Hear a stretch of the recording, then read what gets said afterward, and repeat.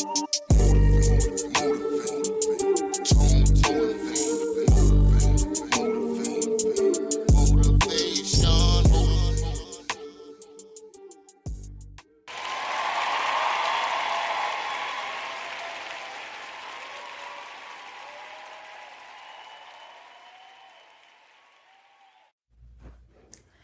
guys, what up? As always, it is the Tone Ficky Motivates with another episode of Shades of Tone.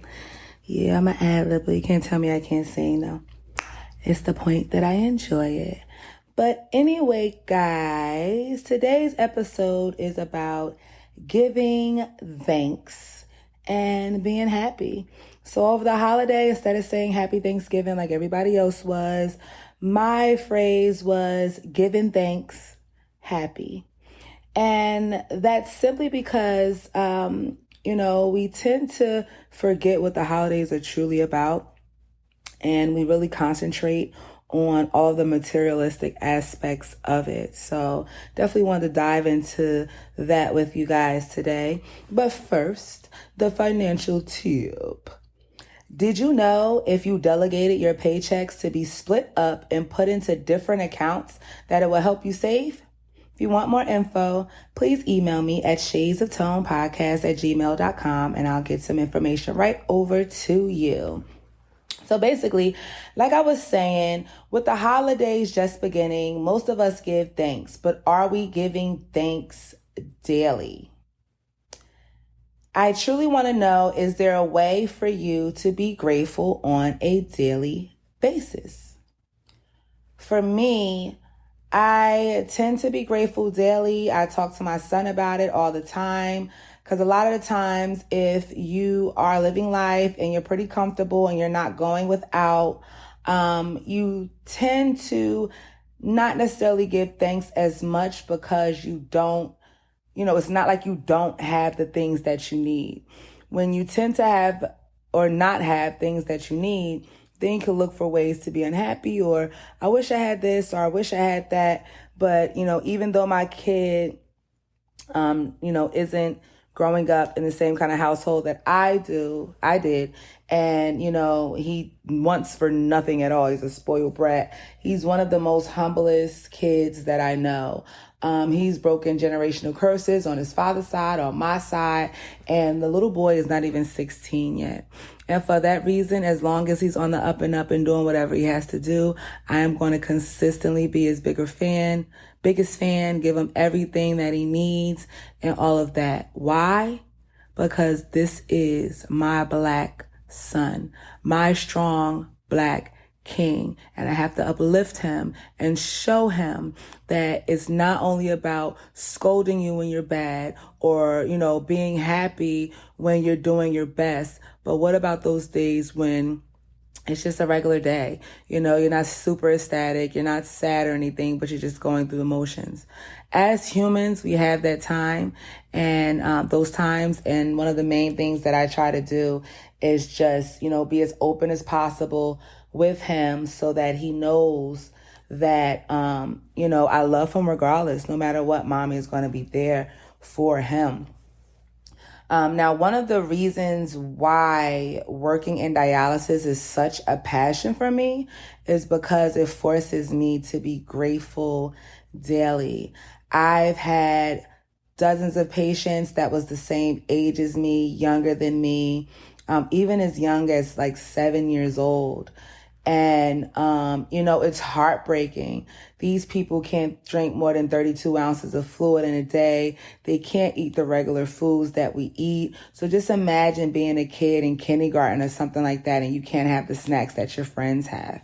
Imagine being 21 and just, being old enough to drink and wanting to party and just have experiences and fun with your fellow friends, and you can't because it could literally put you in the hospital. So it really made me just stop and want to smell my roses on a daily basis. And basically, if a lot of people knew more about ESRD or end-stage renal disease, and how it affects us, especially in our culture, I think that people would take it more seriously. And just try to prevent it altogether. So the main causes of end-stage renal disease, or ESRD, are high blood pressure and diabetes. And unfortunately, in our culture, we all know someone in our family or circle of friends that suffer from one or both of these ailments. This causes them to have to be treated in an outpatient facility and hooked up to a dialysis machine, which is attached to an artificial kidney, and it removes fluids and waste so that they can breathe and function as normally as possible. Now, it's hundreds of thousands of people that don't even know this. They might have had diabetes for years, high blood pressure for years, but if you don't stay on top of your medication and, complying with the type of diet that you should be having with these pre-existing diseases, it unfortunately kills your kidney. And our kidneys are like strainers.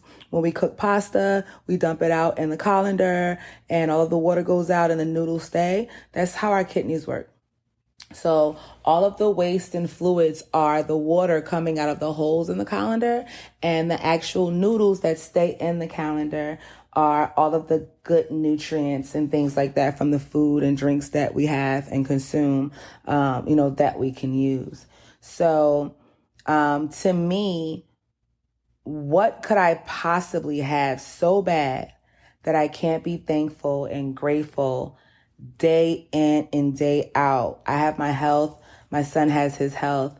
I'm able to pay my bills. I'm able to go to work. I'm able to walk around and about and live life without restriction. And with knowing that my patients or past patients have to live this life typically for the rest of their life if they do not get a kidney, is, it literally just breaks my heart. You meet so many kind of dope people, all kinds of lifestyles, from ballerinas to actors and actresses, singers, opera singers. Like, the lives that these people live or have lived is so dope. And to now have to go to an outpatient facility and not be able to live the life that you once lived, that is crazy. And if you think about it, it's very depressing. Who would not be depressed in that fashion? So I basically just want to make the most out of my life and life experiences daily. I am more appreciative of the small things and overly sentimental to begin with, so it's a no-brainer for me. I made it a point to not indulge and, make my son materialistic as far as the newest clothes and the newest sneakers and standing out on lines just to get a pair of Jordans. And, that's not what's important.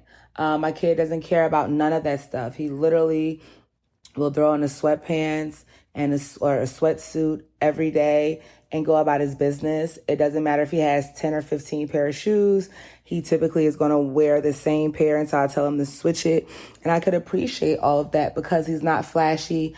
And it's nothing materialistic that you can do to persuade him. He genuinely has people around him that he likes. Has nothing to do with what you can do for him, how you dress, or you liking how he dresses or anything like that. So, I hope that, he's able to continue to meet people and friends that are just like him, because it's so far and in between. Kids are having sex younger and younger, getting knocked up, teenage pregnancies. They're not even living their life. They don't want anything out of life. They're wondering why they're struggling all this time and all of this. And I just want to literally make sure that my son has the chance that every other kid that is not, from our culture has. And so far, so good. So I am proud of him. And I'm proud of myself as well. So I want to know, Motives, how can you be more grateful this year? Have you ever volunteered? I have. I'm actually going to volunteer this upcoming Thursday in Daytona Beach for just basically helping sort toys for tots and all of that stuff. So I'm really excited to do that. Have you ever did something for someone without expecting anything in return? So for instance, sometimes if I'm driving into the city and someone's panhandling and they ask for money, depending on how I feel, I will give it. Some people are adamant about not giving it to them because they automatically look at it as negative. That person is going to buy drugs. That person is going to do this, going to do that. But the way I look at it is that I'm genuine. I'm not giving this person my hard-earned money so they can buy drugs. I'm giving this person money so they can possibly have room and board, put it towards room and board, get something to eat, stuff like that. So whatever that they might do with that money that might be the opposite of what I gave it to them for is none of my business. God knows why I gave it to them. And in turn, God knows what they do with it. So that has nothing to do with me. I want to know, do you believe in ripple effects and paying it forward? I truly do believe that as long as I put goodness into the world, that it will come back to me. Some of my friends or exes have said like, oh, you're so naive. I always got to look out for you. I'm street smart and book smart. I'm a very well-rounded, intelligent individual. And one thing that you have to know about me is that you're never getting over on me. You're never getting one up on me. Okay. Because I'm blessed and I'm highly favored, and point blank period. If I do something for you, it's because I felt like it. It's because I wanted to. So you might think you're getting over on me or whatever the case may be, but the simple fact that you were being malicious, that's your karma, baby. I don't got nothing to do with that. Again, so I typically mind my business and I butt in when I feel like it. As far as helping people, I try to always make sure I donate clothes and toys. I don't throw them away. I don't necessarily go to like the Salvation Army and places that might resell them, but I'm really big on social media and literally, posting, look, I have a bag of this, I have a box of that, I have several pairs of shoes or whatever. Is there anybody in need? And usually people will jump on it and they're so appreciative. And I know that they're actually going to use it and they're not going to put it in a store where people that actually need it can't afford those items. The most important thing to me as well is, are you treating others how you want to be treated? Now, again, that's not to be dumb or, let people just walk all over you. You still need your boundaries. You still have to have a backbone. You still need to stand your ground. But simply put, for example, in the morning, if I pass by you or I make eye contact, I'm saying good morning. Now, I'm not saying that for you to say it back to me. I'm saying it simply because, to me, it's the right thing to do. You never know what someone is going through, and a simple good morning or a human interaction to a lonely person could, in some instances, literally mean the difference between life or death.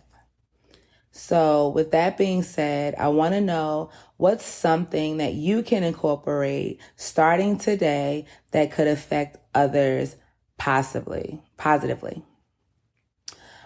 For me, what I started doing when I moved into my new place several months ago is, I started with myself, getting up, making my bed, showering, getting dressed, even if I was going to be in the house for the day. And it's become like second nature now, and I feel weird when I don't do it. So I said that to say, even things that you're not used to or that is not common for you, you can definitely incorporate that into your daily routine until eventually it becomes second nature.